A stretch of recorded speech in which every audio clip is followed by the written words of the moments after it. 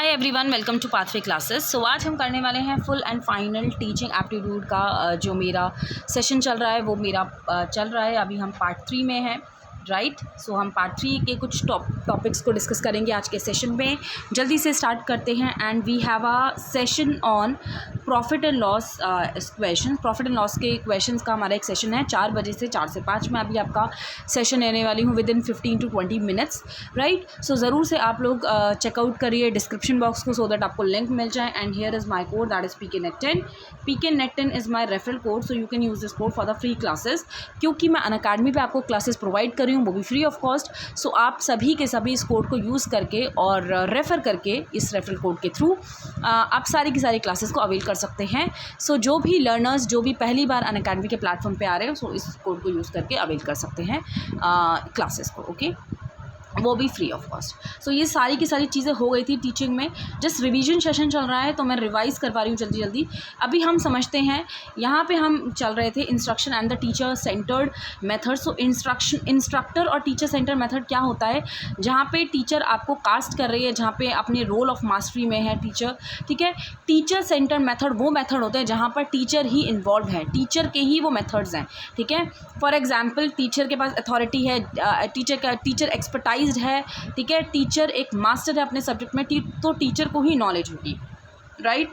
Learner centre is reflexive learning, जैसे कि हम बोल सकते हैं लर्नर सेंटर रिफ्लेक्सिव हो गया। मेमोरी वाला जो होता है, sorry, memory is related to instructor और द टीचर सेंटर, ठीक है। सो यहाँ पे आपका रिफ्लेक्सिव हो गया, जहाँ पर टीचर सिर्फ आपको इंस्ट्रक्ट कर रही है और लर्नर काम कर रहे हैं, जैसे कि रिफ्लेक्सिव लर्निंग के ऊपर हम बात करते हैं, ठीक है।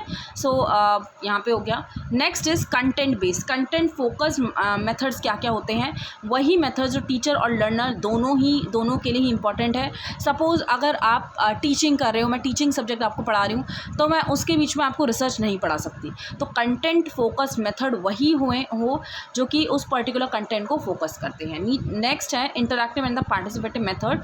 तो इंटरैक्शन के लिए और पार्टिसिपेशन के लिए बहुत सारे ऐसे मेथड होते हैं जो यूज़ किए जाते हैं। फॉर एग्जांपल, बहुत सारे ऐसे मेथड होंगे, जैसे कि आपको पता है ग्रुप डिस्कशन हो गया, लेक्चर मेथड हो गया, है ना। बहुत सारे ऐसे मेथड होते हैं, जैसे कि आपका इंटरव्यू हो गया, है ना। तो ये सारे के सारे मेथड्स जो हम पढ़ते हैं, सिम्पोजियम हो गया, तो ये सारे के सारे मेथड्स जो हम यूज़ करते हैं टीचिंग लर्निंग में, तो वो एक इंटरैक्टिव का पार्ट रोल प्ले करते हैं, ठीक है, जहाँ जैसे कि इंटरैक्शन हो पाए टीचर और लर्नर का, ओके। सो जल्दी से हम एक क्वेश्चन को करते हैं, जल्दी से डिस्कस करते हैं। What is the set of the statement describe the nature and the objective of the teaching and indicate the answer for selecting the different code. So आपको जल्दी से इसको क्वेश्चन को पढ़ना है। Teaching learning are integrally related, there is no difference between the teaching and training, ठीक है। Concern for all the teaching ensure that the kind of transformation in the students and all good teaching is formal in nature. Teacher should be senior और teacher is a social act whereas learner is a personal act. So यहाँ पे question पूछा है कौन सी statement best describe कर रही है, और आपके पास ऑप्शंस यहाँ पर है, कोडिंग है, ठीक है। सो जल्दी से मुझे आंसर करो। जल्दी से मुझे आंसर करके बताओ इसमें से कौन सा ऑप्शन करेक्ट है। मैं आपको आंसर भी बता देती हूँ। Answer is C, that is A, C and F. क्योंकि अगर हम बात करते हैं, टीचर कोई कभी हमेशा सीनियर पर्सन नहीं हो सकता। मे भी शायद टीचर आपके जूनियर भी हो सकते हैं, वो आपको टीचर मतलब टीच कोई भी स्टूडेंट करा सकता है, कोई भी पर्सन करा सकता है, चाहे वो छोटा हो चाहे वो बड़ा हो। तो सीनियर पर्सन का कोई ऐसा नहीं है, दोनों के दोनों इंटीग्रली रिलेटेड हैं। Yes, there is a no difference है ट्रेनिंग और टीचिंग में, राइट। इसीलिए रॉन्ग हो जाता है। All the teaching ensure kind of transformation, ये इसीलिए हो गया, राइट। एंड एफ, सारी की सारी गुड टीचिंग फॉर्मल होती है, ज़रूरी नहीं है, इनफॉर्मल टीचिंग से भी बहुत कुछ सीखने को मिल सकता है।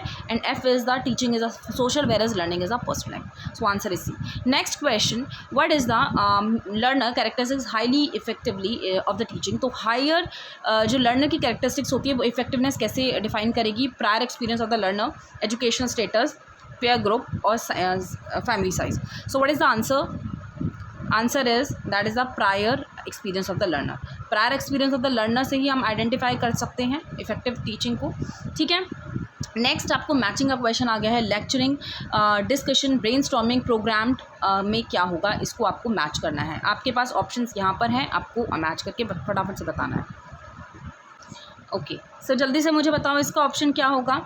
लेक्चरिंग का ये वाला जो ऑप्शन है ये थर्ड ऑप्शन डिफाइन करता है, क्योंकि लेक्चर एक आपका कंटेंट ल्यूसिड लैंग्वेज में कंटेंट डिलीवरी होता है, ठीक है। वैसे अगर मैं डिस्कशन की बात करती हूँ तो ये आपका हो गया interaction among the participants, right. Next is जो ब्रेन स्टॉर्मिंग है, ब्रेन स्टॉर्मिंग आपका हो गया लार्ज आइडियाज़ को आइडेंटिफाई करना, and program instruction is the step by step presentation feedback provided. So third is the correct answer. Next question, identify the formative evaluation. Formative evaluation का question आ गया है, आपको आइडेंटिफाई करना है teacher award grades to the student while after having transited the course work during interaction of the student in the classroom the teacher provide the corrective measures, ठीक है। Teacher give marks to the students of the unit test, teacher clarify the doubts in the class itself, overall performance of the student is reported every 3 months of the interval, and the learner motivation is raised through the question answer session. तो आपसे पूछा है formative evaluation क्या है। Formative evaluation क्या होता है? During the class, ठीक है। जो क्लास में हो रहा है इवैल्यूएशन, जैसे कि मैं आपके साथ फेस टू फेस कनेक्ट कर रही हूँ, अगर मैं लाइव क्लास ले रही हूँ अनअकैडमी पे, तो वो एक फॉर्मेटिव इवैल्यूएशन हो गया, ठीक है। आपको जल्दी से मुझे बताना है इसमें से ऑप्शन कौन कौन से होंगे, एलिमिनेशन के थ्रू आप कर सकते हो इसको। जल्दी से आंसर को मार्क करो और मुझे बताओ, ठीक है। सो यहाँ पे आंसर हो जाएगा आपका 4। ऑफ कोर्स अगर मैं बात करती हूँ ड्यूरिंग इंटरेक्शन, टीचर प्रोवाइड करती है करेक्टिव फीडबैक को। डी इज़ टीचर क्लास में ही डाउट को क्लियर कर रही है, एंड फोर्थ इज मतलब like F is question answer sessions के थ्रू टीचर आइडेंटिफाई कर पा रही है, ठीक है। सो आई होप ये सारे क्वेश्चंस क्लियर हो गए हैं। बाकी के कुछ क्वेश्चंस मैं आपको नेक्स्ट वाले सेशन में कराऊंगी। Thank you all, bye bye.